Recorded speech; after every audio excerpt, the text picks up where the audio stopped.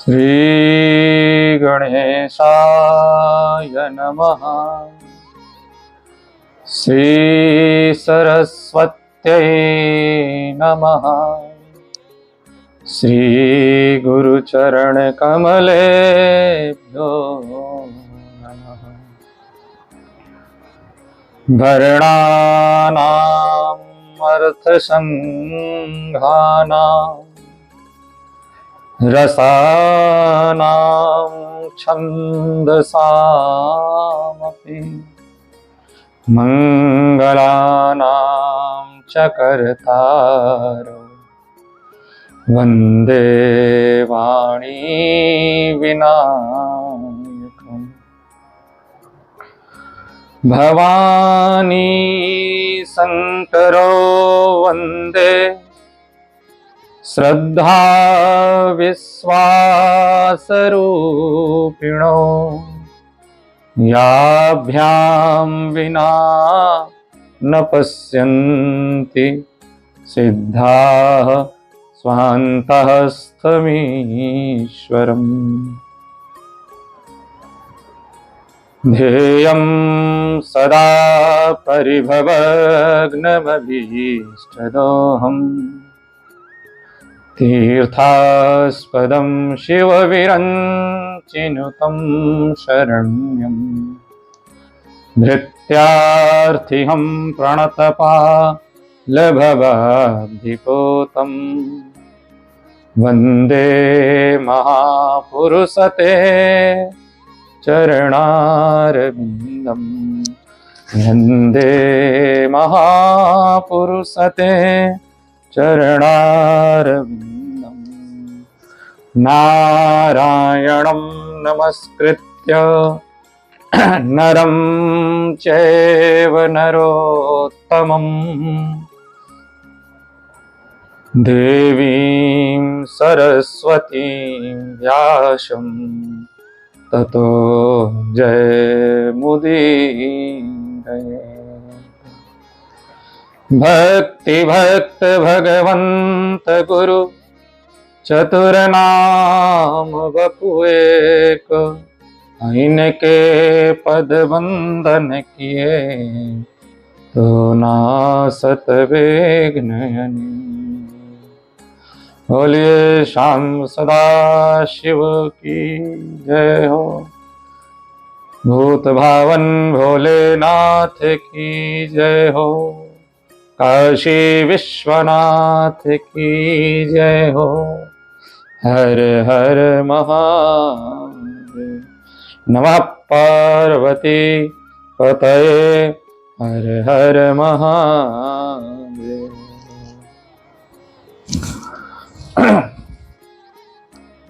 अनंत कोटि ब्रह्मांड नायक देवाधिदेव महादेव और जगत जननी माता भवानी शारदा के श्री चरणों में बारंबार प्रणाम। सावन के इस अलौकिक पावन मास में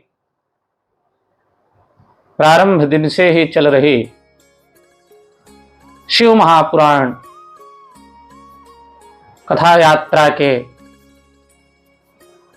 हम सब कथा यात्रा में हम सब आज अपने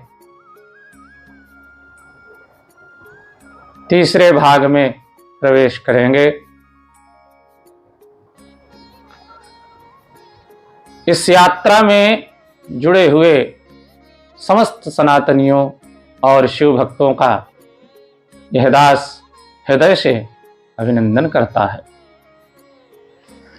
भक्तजनों, हम सब ने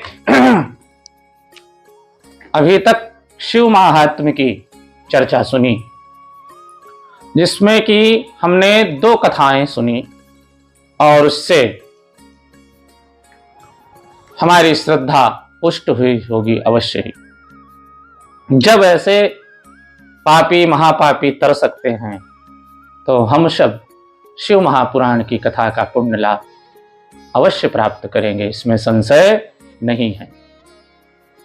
आइए हम लोग आगे बढ़ते हैं। जैसा कि पूर्व के 2 वीडियो में आप लोगों ने सुना देवराज की कथा, बिंदुक की कथा, दोनों का उद्धार शिव पुराण की कथा श्रवण से हुआ है।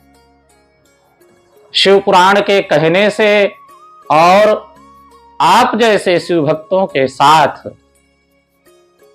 इस कथा यात्रा के माध्यम से जुड़ने का जो अवसर हमको और आपको प्राप्त हुआ है, ये साक्षात भगवान की कृपा ही है, साक्षात भूत भावन भोलेनाथ की ही कृपा है।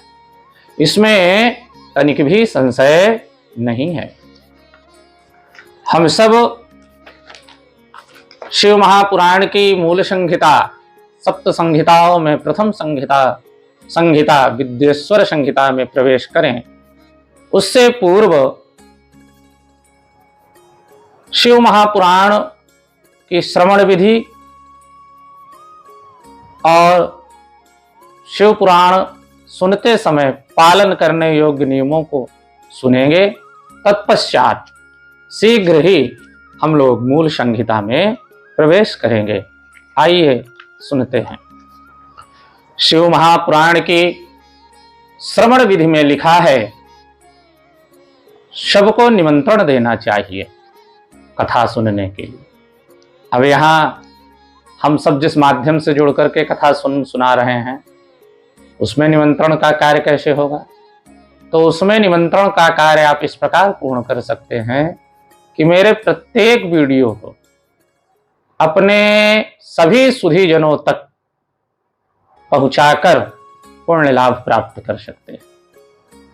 यह अवसर महादेव की कृपा से ही मिलता है, क्योंकि बाबा तुलसी कहते हैं, ये फल साधन ते नहीं होई,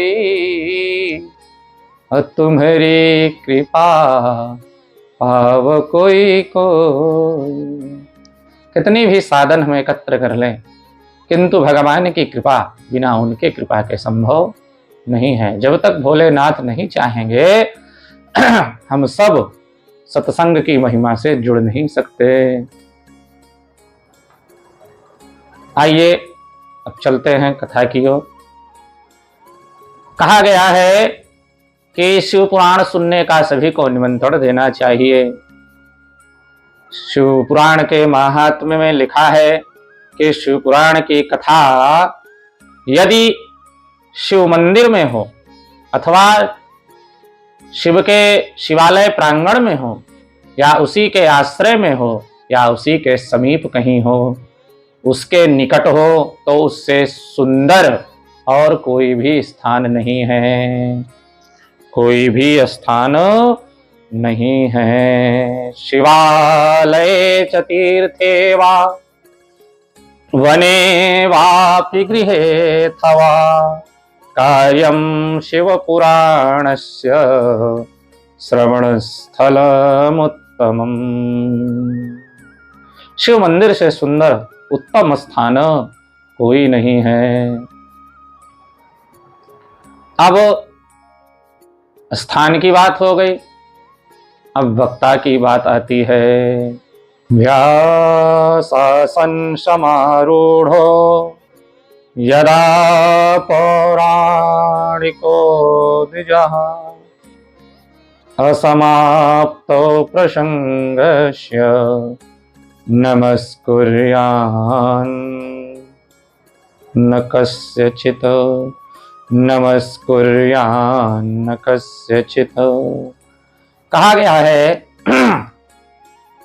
पौराणिक वक्ता जो हो, जो शिव महापुराण का वक्ता हो, वह व्यास आसन पर जब तक स्थित है, विराजमान है, तब तक प्रसंग समाप्ति के पूर्व किसी को नमस्कार नहीं करे, उसे किसी को नमस्कार नहीं करना चाहिए।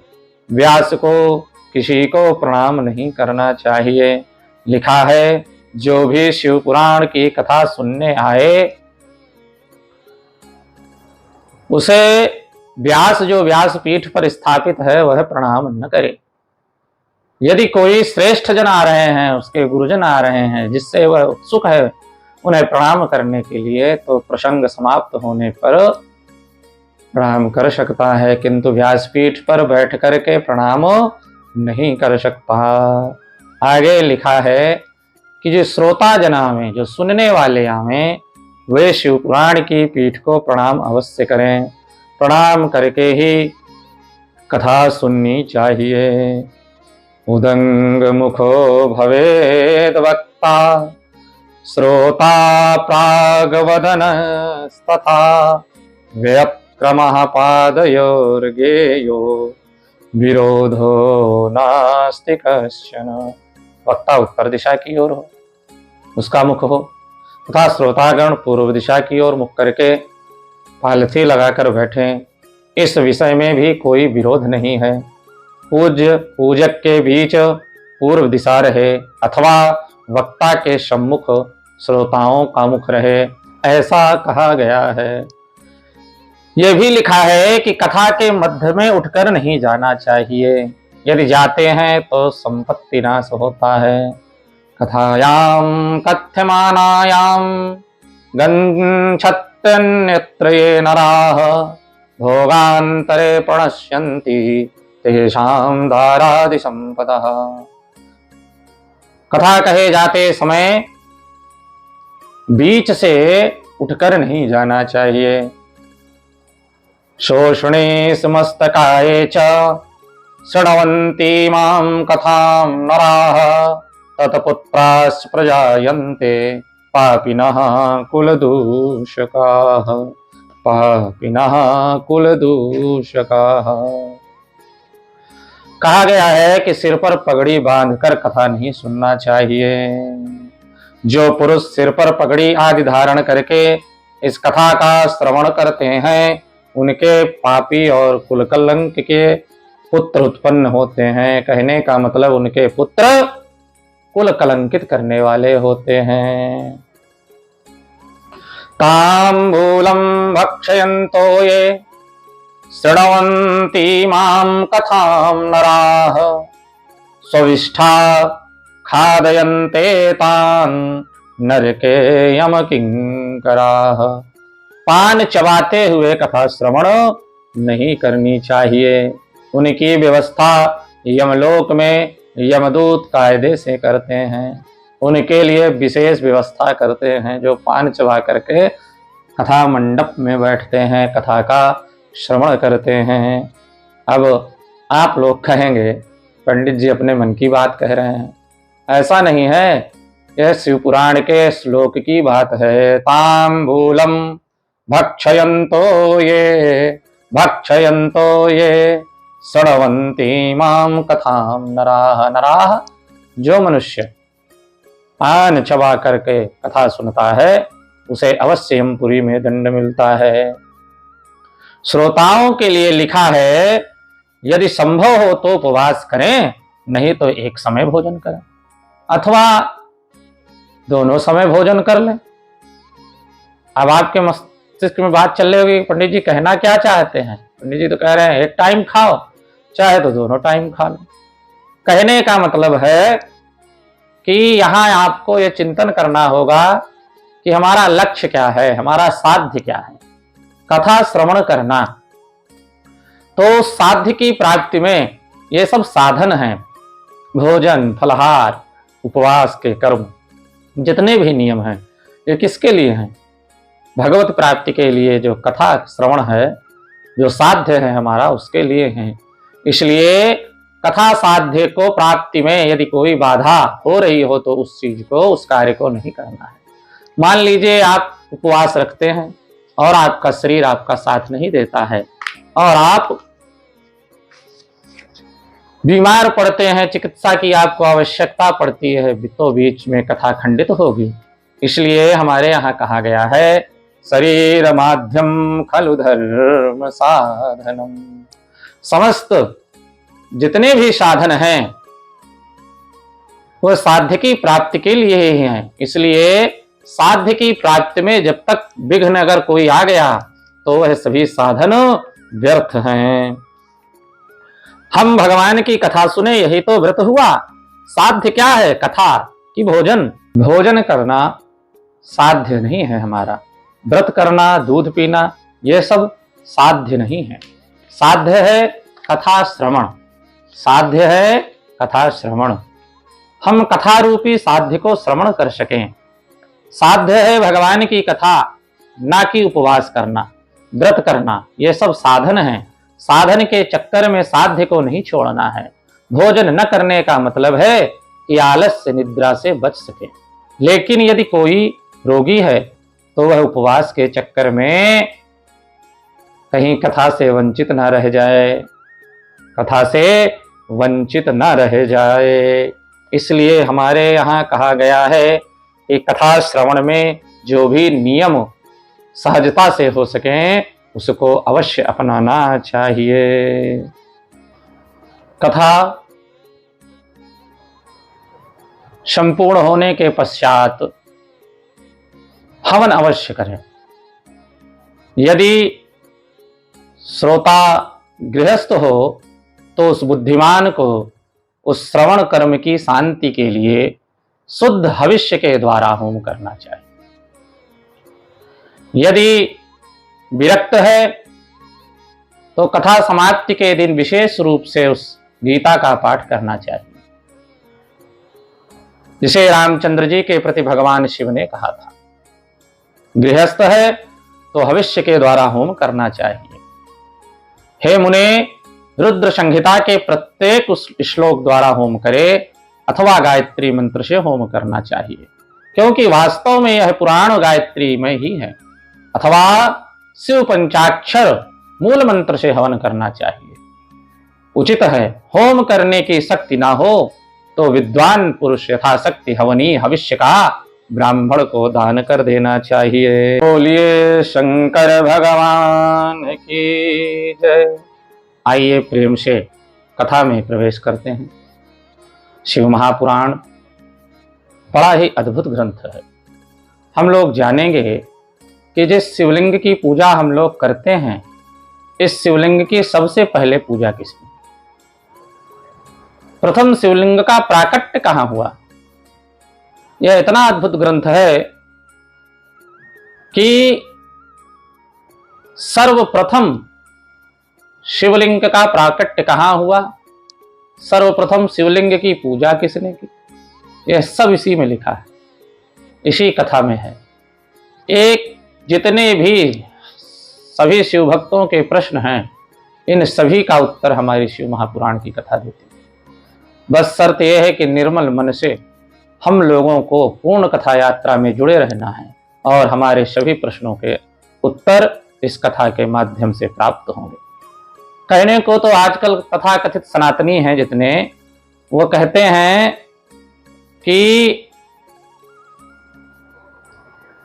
कि शिवरात्रि के दिन शंकर पार्वती का विवाह हुआ था, इसलिए रात्रि मनाई जाती है, जबकि ऐसा कतई नहीं है। हमारी शिव पुराण की कथा कहती है कि जिस दिन सर्वप्रथम भगवान शिव का पूजन हुआ, उस दिन शिवरात्रि का पर्व मनाया जाता है। आगे चल करके हम कथा के प्रसंग में सुनेंगे कि शिवरात्रि पर्व क्यों मनाया जाता है। और भी प्रश्नों के उत्तर हमको मिलेंगे, जैसे कि शिवलिंग की पूजा किसने की, शिवलिंग पूजा का विधान क्या है, शिवरात्रि का रहस्य क्या है। शिवरात्रि का बड़े बड़ों को रहस्य नहीं पता है। हम लोग विद्वेश्वर संहिता में श्रवण करेंगे कि शिवरात्रि में ब्रह्मा विष्णु ने सर्वप्रथम भगवान शिवलिंग का पूजन किया है। शिव नैवेद्य पाना चाहिए कि नहीं पाना चाहिए, शिव निर्माल्य, शिव जी पर जो जल चढ़ता है उसे पीना चाहिए कि नहीं पीना चाहिए। कितने ऐसे प्रश्न हैं जिनका उत्तर हम सबको इसी कथा में मिलेगा। विद्वेश्वर संहिता में भगवान के शिवार्चन के लौकिक अलौकिक पद्धति का विवरण सुनने को प्राप्त होगा। सभी संशय दूर होंगे भक्तों, इसमें तनिक भी संशय नहीं है। शर्त बस इतनी है कि निर्मल मन से चित्त लगाकर सुनना पड़ेगा। पूरी कथा यात्रा में मेरे साथ जुड़े रहना होगा, तो समस्त संशय भगवान शिव की कृपा से अवश्य दूर होंगे, इसमें तनिक भी संशय नहीं है। आइए हम सब भगवान श्याम सदा शिव की कृपा से विघ्न विनाशक भगवान गणपति की कृपा से प्रथम संहिता विद्येश्वर संहिता में प्रवेश करते हैं। व्यास उवाच धर्म क्षेत्रे महाक्षेत्रे गंगा कालिंदी संगमे प्रयागे परमे पुण्ये ब्रह्मलोकस्य वर्तमनि ब्रह्मलोकस्य वर्तमनि। धर्म का महान क्षेत्र है, गंगा यमुना का संगम है, जो ब्रह्मलोक का मार्ग है। ऐसे तीर्थराज प्रयाग में ऋषियों ने एक यज्ञ किया है, एक यज्ञ किया है। प्रयाग इसलिए कहा गया है जहां प्रकृष्ट यज्ञ हुआ हो, विशेष यज्ञ हुए हों, प्राचीन काल से यज्ञ होते चले आ रहे हों, जो ब्रह्मलोक का द्वार है। ऐसी पवित्र भूमि क्या है? प्रयाग है। ऐसी पवित्र भूमि में संत सम्मेलन हुआ है और वहीं पर ऋषियों ने प्रश्न किए हैं कि कलयुग के कलुषित प्राणियों का कल्याण कैसे होगा। तब सूत जी महाराज कहते हैं, जो भक्त भक्तिभाव से शिव महापुराण को सुनेगा या सुनाएगा, पढ़ेगा, वह परम पद प्राप्त करेगा, उसका परम मंगल होगा। शिव पुराण की महिमा सुनने और गाने वाले का कभी अमंगल नहीं हो सकता। और इसके बाद सौनक जी कहते हैं कि आप हमें शिव पुराण की कथा सुनाइए। जब उसी के सुनने से हम सभी का मंगल होगा, कलयुग के प्राणियों का कलुषित मन पवित्र होगा, तो हे प्रभु हमें शीघ्राति शीघ्र शिव महापुराण की कथा सुनाइए। भक्तों, आपको जानना होगा कि शिव पुराण में पहले 12 संहिताएं थी और 1,00,000 श्लोक थे। सबसे पहले भगवान शिव ने ही शिव महापुराण की कथा कही है। उस समय इसमें 12 संहिताएं थीं, 1,00,000 श्लोक थे। पर इसी कथा को वेदव्यास भगवान ने संक्षिप्त कर दिया, और जब संक्षिप्त किया तो व्यास भगवान ने उन 12 संहिताओं को सप्त संहिताओं में बदल दिया, परिणित कर दिया, और 1,00,000 श्लोकों को 24,000 की संख्या में बद्ध कर दिया। 7 संहिताओं की पहली संहिता है विद्येश्वर संहिता। आइए प्रवेश करते हैं। एक बार 6 कुल के ऋषियों में विवाद हो गया। 6 कुल के ऋषियों में विवाद हो गया। मुनीनाम षट्कुलीनानाम ब्रुवताम इतरेतरम ब्रुवताम इतरेतरम। श्रेष्ठता का विवाद हुआ। किसका विवाद हुआ? श्रेष्ठता को लेकर विवाद हो गया 6 कुल के ऋषियों में। श्रेष्ठता को लेकर कौन श्रेष्ठ है, कौन परम साध्य है, उस परम साध्य को पाने के लिए साधन क्या है और साधक कौन है, इसी बात को लेकर विवाद हो गया। कोई कहे कि मैं बड़ा हूं, फिर कोई कहे मैं श्रेष्ठ हूं, कोई किसी को श्रेष्ठ कहे, कोई किसी को श्रेष्ठ कहे, कोई अपने को श्रेष्ठ कहे तो कोई अपने को श्रेष्ठ कहे। झगड़ा हो गया। झगड़े से आप यहाँ आजकल के झगड़े को मत समझ लेना। संत झगड़ा कर रहे हैं तो संत का जो झगड़ा है वो वाद है, और वाद के बाद विवाद नहीं हुआ उनके बीच। वाद के बाद संवाद हुआ, और संवाद जब होता है तब तत्वबोध होता है। वादे वादे जायते तत्वबोधा। वाद से संवाद और उससे फिर तत्व का बोध हुआ। 6 कुलों के ऋषियों ने जब निर्णय नहीं मिला उनको कि कौन श्रेष्ठ है, कौन साधक है, कौन साध्य है, साधन क्या है, तो ब्रह्मा जी के पास चले आए। ब्रह्मा जी के 6 कुल के ऋषियों ने पूछा है, 6 कुलों के ऋषियों ने ब्रह्मा जी से कहा है कि हे ब्रह्मदेव, सर्वश्रेष्ठ देवता कौन है, परम साध्य कौन है, अब ब्रह्मा जी बोलते हैं, ब्रह्मा जी कहते हैं, एस देवो महादेवा सर्वज्ञो जगदीश्वरः, सर्वज्ञो जगदीश्वरः। ये महादेव ही सर्वज्ञ हैं, जगदीश्वर हैं, वे ही परम साध्य हैं, वे ही परम साध्य हैं। साध्यम शिव पद प्राप्ति साधनम तस्य सेवनम साधकस्य तत्प्रसादाद्यो नित्यादि फल निष्प्रहा, नित्यादि फल निष्प्रहा। बड़ा सुंदर श्लोक है यह, श्लोक बहुत ही सुंदर है। साध्यम शिव पद प्राप्ति साधनम तस्य सेवनम साधकस तत्प्रसादाद्यो नित्यादि फल निष्प्रहा।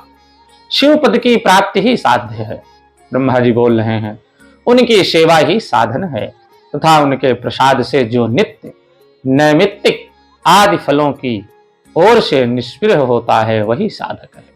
साधक निष्प्रिय होना चाहिए, उसको कोई भी लोभ नहीं होना चाहिए। बोलिए शंकर भगवान की जय। हमारा उद्देश्य शास्त्र सम्मत बातों का कहना है। शिव महापुराण के नाम पर टोटका आदि का व्यापार नहीं करना है। शिव पुराण में कहीं भी टोटका नहीं लिखा है। परम मूल तत्व शिव की साधना के बारे में बताया गया है। तो भक्तों, मूल तत्व भक्ति को जो जागृत करे वह शिव महापुराण है। आजकल जो आप तमाम आडंबर देख रहे हैं यह केवल स्वार्थ प्रिय है।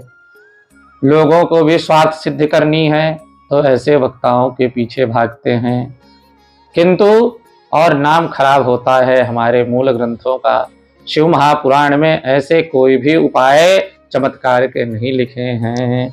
शुद्ध भगवान की भक्ति के, पूजन के, अर्चन के, साधना के उपाय हैं और उन साधना से भगवत कृपा प्राप्त होती है तो भक्त स्वयं निष्प्रिय हो जाता है।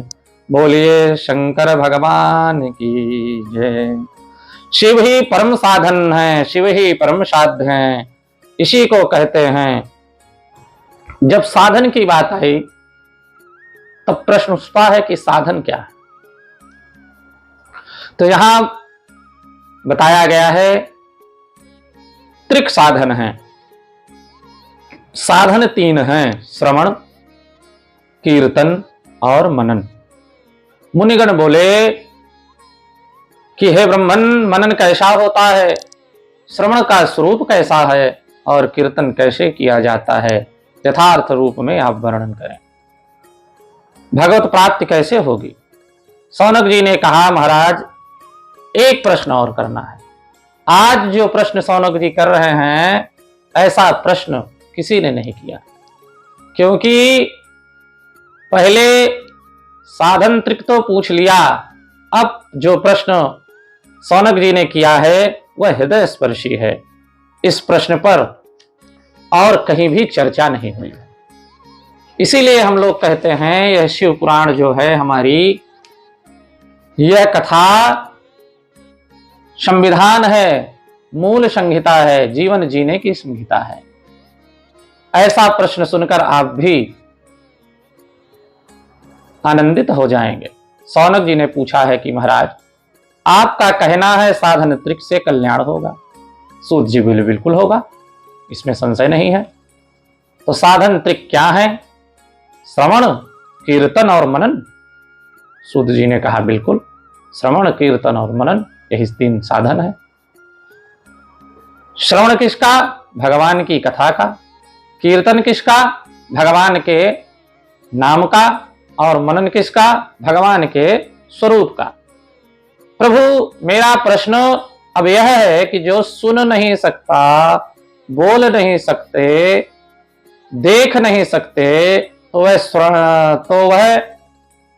श्रवण, कीर्तन और मनन कैसे करेंगे? उनका उद्धार कैसे होगा?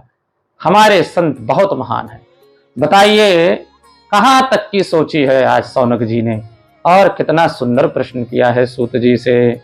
श्रवणादित्रिके सक्तो लिंगम वैरम च सांकरम संस्थाप्य नित्यमभ्यर्च्यम तरेत संसार सागरम।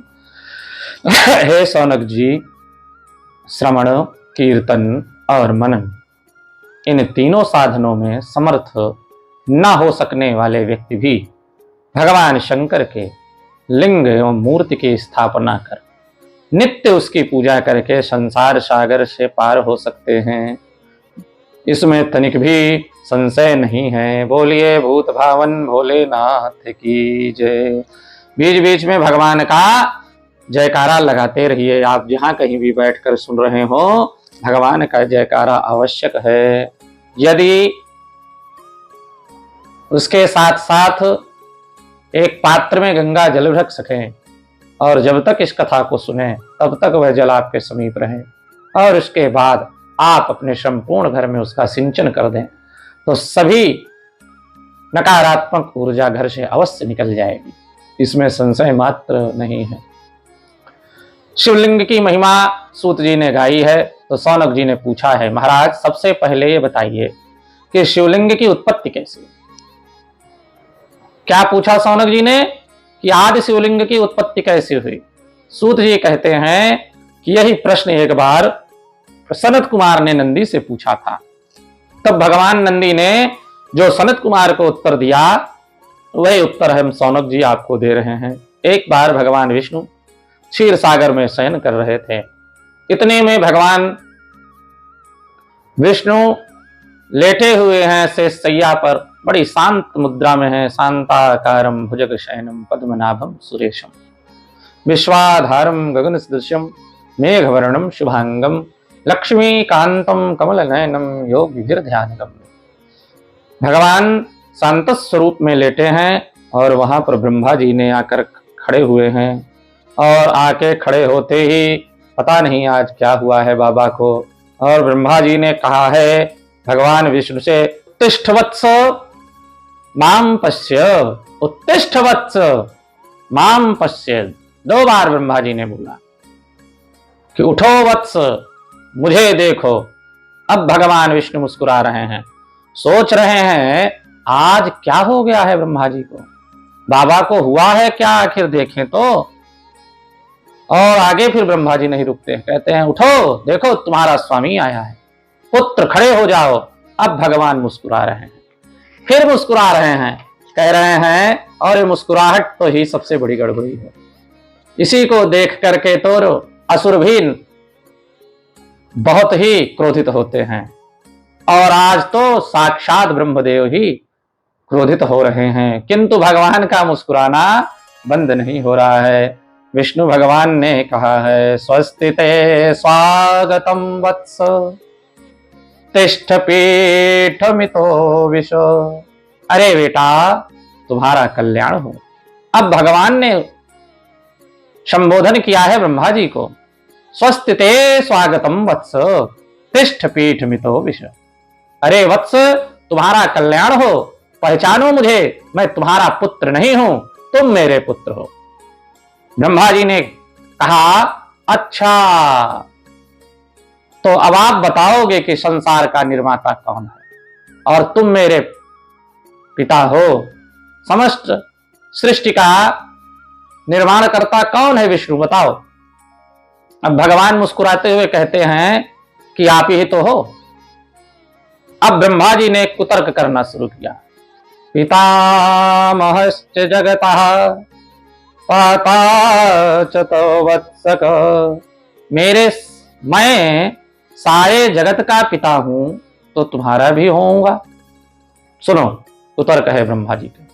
अब विष्णु भगवान ने कहा ब्रह्मा जी से, मतस्थम जगदिदम वत्स मनुष्य त्वमिहि चोरवत मन्नाभिकमला जातः पुत्रस्त्वं भाससे वृथा, पुत्रस्त्वं भाससे वृथा। मेरे नाभि कमल से उत्पन्न होकर तुम भूल गए मुझे चोर की भांति दूसरे की संपत्ति को। राम राम, कट करो। दूसरे की संपत्ति को अपना कहते हो, तुम मेरे पुत्र हो ब्रह्मा। ब्रह्मा जी ने कहा आज हो जाएगा, जब फैसला होना है निश्चित है कौन किसका पुत्र है।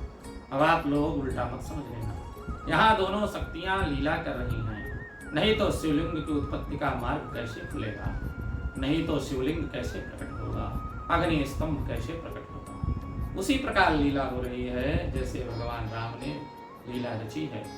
सीता जी को अग्नि में वास कराया है और कहा है कि अब आप लीला के लिए आगे बढ़ो। उसी प्रकार यहाँ दोनों शक्तियां लीला कर रही हैं। ब्रह्मा जी ने कहा आज फैसला होकर रहेगा, तो भगवान विष्णु ने कहा आज तुम्हारी इच्छा पूरी कर ही देते हैं, हम तुमसे कम थोड़ी हैं। दोनों मैदान में आगे युद्ध प्रारंभ हो गया है, दोनों मैदान में उपस्थित हैं, युद्ध शुरू है। युद्ध ने विकराल रूप धारण किया है, इतना विकराल रूप धारण किया कि विष्णु भगवान ने माहेश्वर अस्त्र का संधान कर दिया और ब्रह्मा जी ने पाशुपत अस्त्र का संधान कर दिया। देवता चिंतातुर हो गए, उन्होंने सोचा यदि आज ये दोनों अस्त्र चले तो जगत विनाश निश्चित है और हम बीच में जाकर भी कुछ नहीं कर सकते। देवता भगवान शंकर के पास आए हैं और प्रार्थना की है कि हे महादेव आज तो अनर्थ हो जाएगा। भगवान विष्णु और ब्रह्मा जी के मध्य भीषण युद्ध हो रहा है और दोनों ने दिव्यास्त्र का प्रयोग किया है। भगवान अपने सिंहासन से उठे हैं। भगवान शिव के नंदी आदि जो गण हैं शव वाद्य यंत्र बजा रहे हैं। देवता महादेव पर पुष्प वर्षा कर रहे हैं। संपूर्ण कैलाश में हर हर महादेव का उद्घोष हो रहा है। पूरा कैलाश गुंजायमान हो चुका है। हर हर महादेव, हर हर महादेव से गूंज रहा है। और भगवान शंकर सभी से कहते हैं कि चलो मेरे साथ। तो देवता कहते हैं कहाँ, तो भगवान शंकर कहते हैं जहाँ युद्ध हो रहा है। और भगवान शिव सभी देवता और गणों के साथ युद्ध भूमि में पहुंचते हैं। और उसी समय भगवान विष्णु ने माहेश्वर अस्त्र का संधान कर दिया, चला दिया। और इधर ब्रह्मा जी ने पाशुपत शस्त्र को चलाया है। दोनों शस्त्र आपस में टकराने ही वाले हैं। देवताओं ने कहा महादेव महादेव, यदि ये दोनों शस्त्र आपस में टकराएंगे तो सारे जगत का विनाश निश्चित है। दोनों शस्त्र आपस में न टकराने पाए प्रभु, भोलेनाथ कुछ करो।